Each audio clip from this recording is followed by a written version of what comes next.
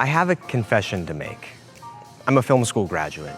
You may have picked up on that from the vibes we're putting out here, but there's more to it than that. Straight out of high school, I went to a film program, but a few twists and turns and one pandemic later, I ended up at an entirely different film program with a major in political science and a minor in film. Don't get me wrong, I had a great time. I watched a lot of great movies and met a lot of really great people. But when I look around at my friends who got degrees in, say, political science, their time in their college programs seemed directly correlated to the careers that they are going into. There's a clear line from their classrooms to their career. I don't feel that same way about film school. Why is that?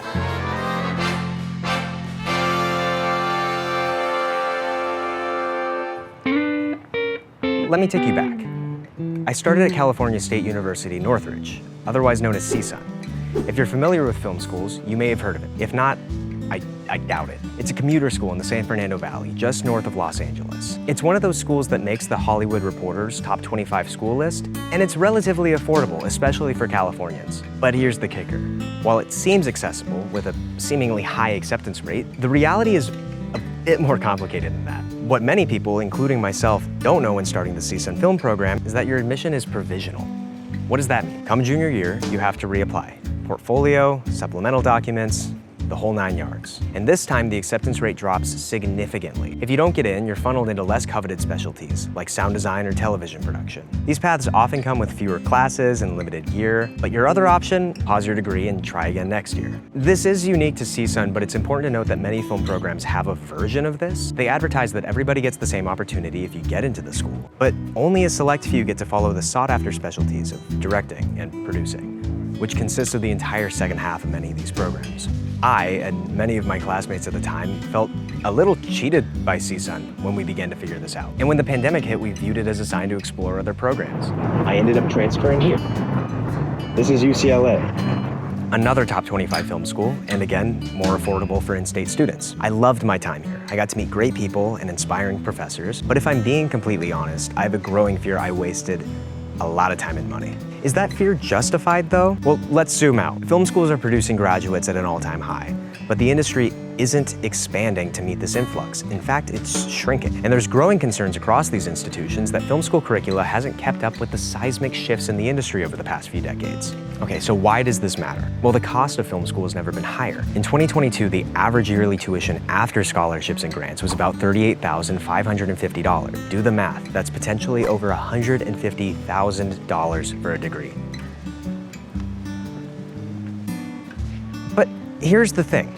The solution shouldn't be to abandon these programs and go into STEM or whatever. There are a lot of people, including myself, with a genuine passion for visual art and storytelling. It would be irresponsible not to foster that. More video content is being produced now than at any point in human history. The opportunities are there. The question is, are film schools equipping students to seize them? I want to unpack this, dive deep into why film schools might be missing the mark, and explore how they can adapt. Maybe they won't ever justify that $150,000 price tag, but I think they can get a little bit closer.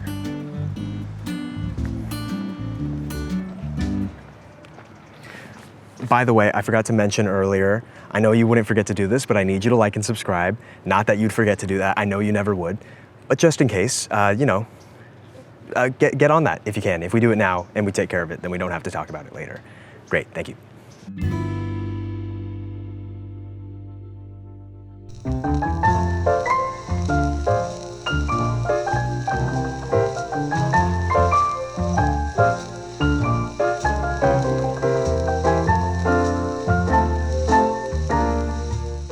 To figure out how these programs became what we know them to be, we have to go back, way back. Further back than I thought we'd have to go, to be completely honest. In Moscow, the Gerasimov Institute of Cinematography opened its doors to the world's first film school. This was in 1919. Sure, they taught technical skills, but the focus was on theory and aesthetics, often with a hefty dose of Soviet ideology. We see the US follow suit about a decade later at the University of Southern California, USC, where the Academy of Motion Pictures yes, the Oscars people, launched the first academic film program stateside. But here's the twist. Back then, if you wanted to break into film, you didn't go to school, you found a mentor. Apprenticeships were the golden ticket. You'd shadow a seasoned professional, learn the ropes, and maybe, just maybe, get your shot. Most successful directors, screenwriters, and producers would spend years working under a more experienced industry veteran before getting their chance to make a movie on their own. It really wasn't until the 70s that film school as we know it today became a legitimate alternative pathway. The independent film movement of the 70s sparked new programs at NYU and UCLA. And then came the trailblazers, Martin Scorsese, Francis Ford Coppola, George Lucas. Film school graduates who reshaped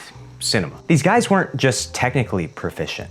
They were steeped in film theory and critical studies in a way previous generations just weren't. They brought a fresh perspective to the industry that was struggling at the time. Producers were willing to take risks, and film schools became incubators for the next big thing. If you wanted to make it, you went to film school.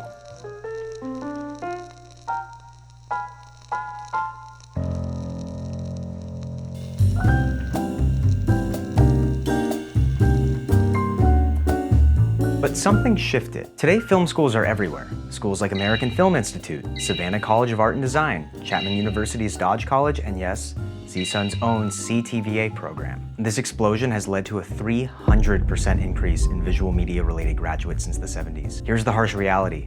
The industry hasn't been growing at the same pace. Employment in the Los Angeles film industry has dropped around 20% from pre-pandemic levels, according to The Hollywood Reporter. This lack of stable employment opportunities in traditional media has led many graduates to pursue alternate career paths, usually in adjacent fields like freelance video and talent agencies. Get this, in 2022 alone, over 8,000 students graduated with a film production degree. Expand that to visual arts more broadly, and you're looking at 25,000 students. Costs in performing arts, and the number skyrockets to around 176,000 a year.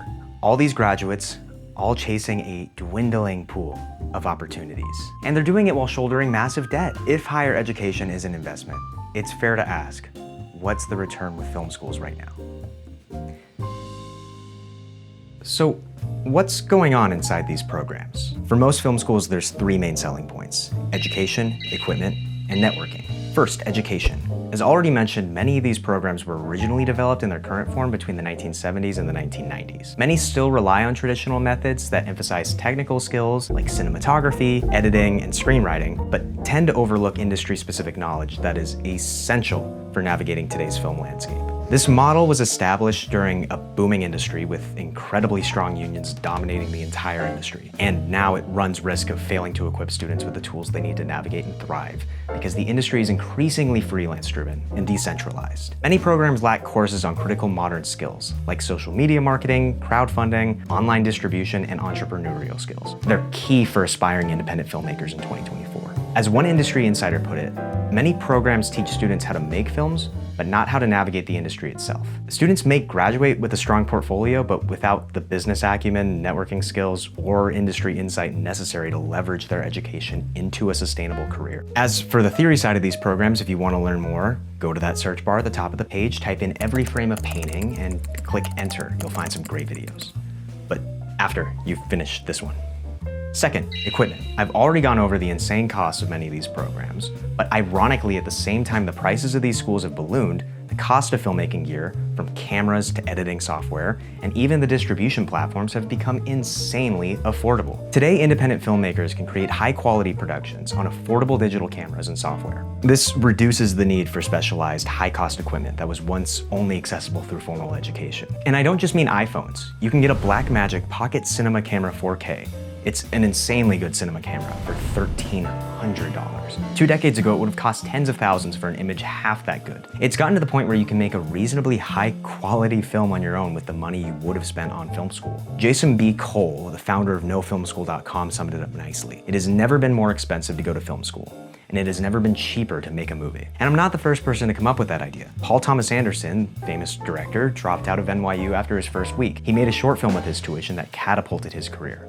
There's a great clip from an interview he gave. I'll link it below. And then finally, there's networking. This one, I'm not gonna lie, it's hard to argue against if you're from one of the top schools I've mentioned in Los Angeles or New York. But unfortunately, approximately 75% of film production graduates come from programs outside the top 10 film schools. These often lack the industry connections that we're talking about. For these graduates, breaking into high-level industry roles can be insanely challenging, with competition from graduates of those top programs, international filmmakers, and self-taught artists. These students face an uphill battle, and you still have to pay the same $150,000. With the shifting landscape of online learning and affordable film gear, it's clear to see the programs are becoming outdated. So what can they do to change?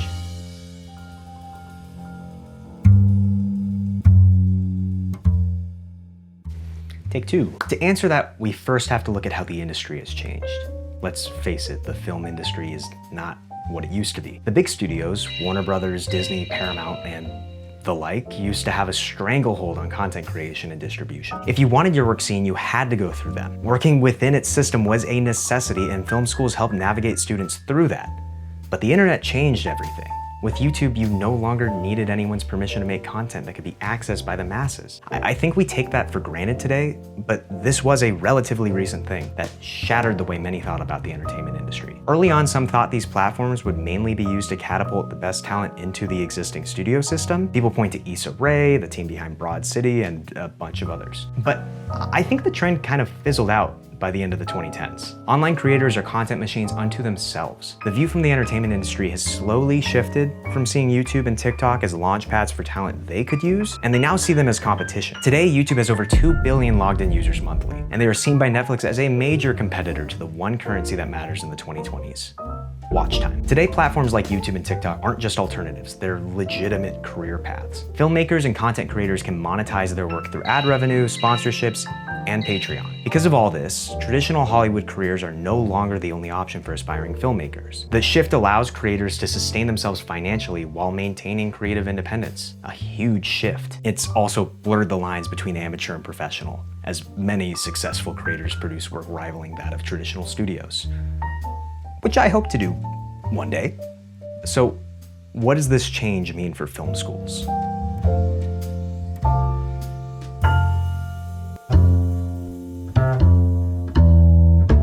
So far, most of this video has been based in history lessons or reporting, but fair warning, this next section is speculative and extremely contingent on my belief for where I think the industry is going and what I think should be done.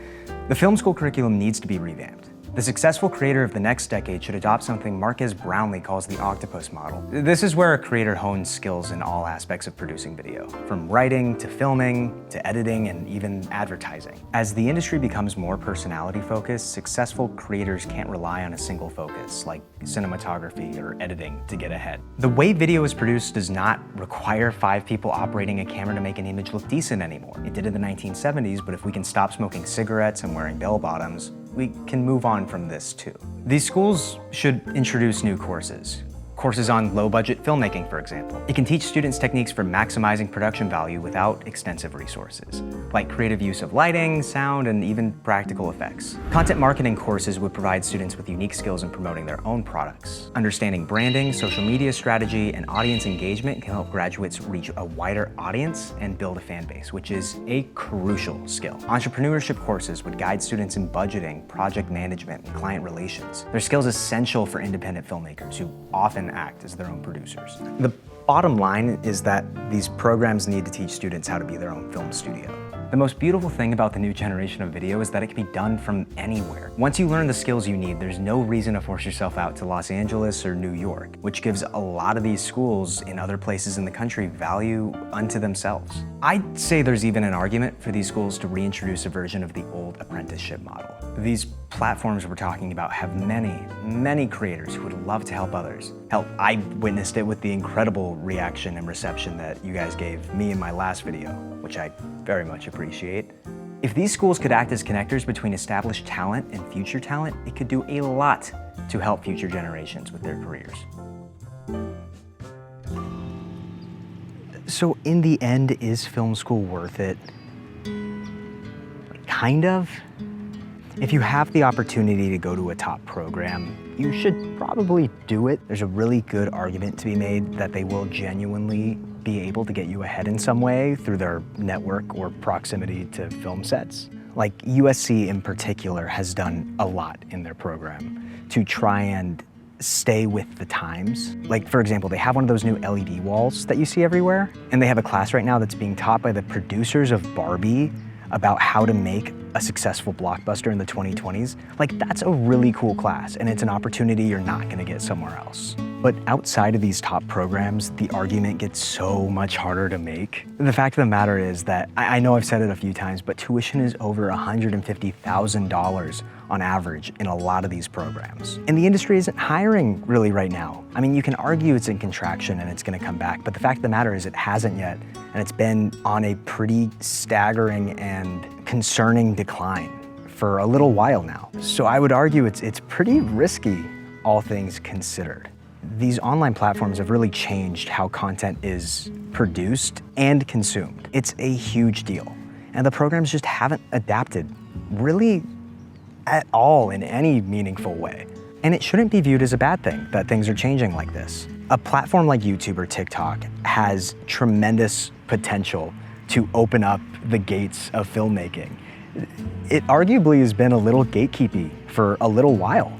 And this opens up the floodgates so that anyone who wants to make content can do it now. It's a great thing. All these film schools and these programs need to do is adapt to that, I think. The barrier to entry has lowered, the tools are accessible, and the platforms are open. So, you know, I think the audience is waiting. So again, is film school worth it? It can be. Like, I look back on my time fondly. It opened up new versions of storytelling I didn't know existed, and I became passionate about making stuff through other people that were excited about making stuff. I'll never really be able to know what would have happened if I chose a different path. I feel like so many people feel lonely in college because we have all these big expectations and it feels irresponsible not to live it up to its fullest. But no one really talks about the stuff you don't talk about. You know, questioning everything and feeling like you know nothing. Film school can't fix that for you. I think at the end of the day, it only matters so much where or how you learned your craft. It matters what you make. So go make something. Every step of the way, right here beside you. Every step of the way, every step of the way, every step of the way, every step of the way.